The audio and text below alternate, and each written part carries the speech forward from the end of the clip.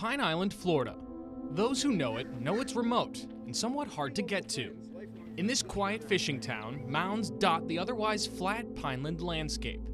Mounds that indicate who used to live here. And that was made by the natives. Yeah, one of the ways you can tell there's a Calusa site is if there's gumbo limbos on it. Right here at Pineland, this was the second largest town for the Calusa people when Europeans arrived in the 1500s. Inside the Randall Research Center are historians and archaeologists from the Florida Museum of Natural History. They've dedicated themselves to preserving what little remains of the native Calusa. It's not archaeology for archaeology's sake. We are studying the past of people, right? The past of this area's humanity. So many of these sites were lost in Florida's rapid growth and change. And so we're very fortunate that right here on Pineland we have this place preserved so people can come and experience that and learn this legacy. Also preserved are legends, tales, and ghost stories. At different locations, I've been in several burial sites that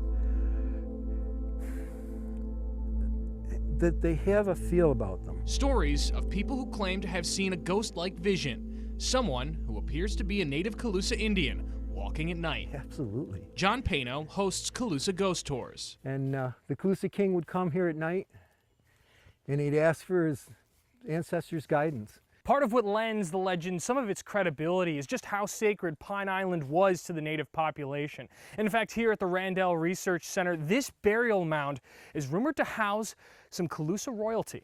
So they're speaking to us now, it's just we don't know their language. In pitch darkness, swarmed by insects atop one of the mounds, They like to say the no-see-ums are the Calusa's revenge. John told us the Calusa tale of the three souls. Two of the souls would die off. The soul in your reflection, the soul in your shadow would die off, but your primary soul was in the pupil of your eye.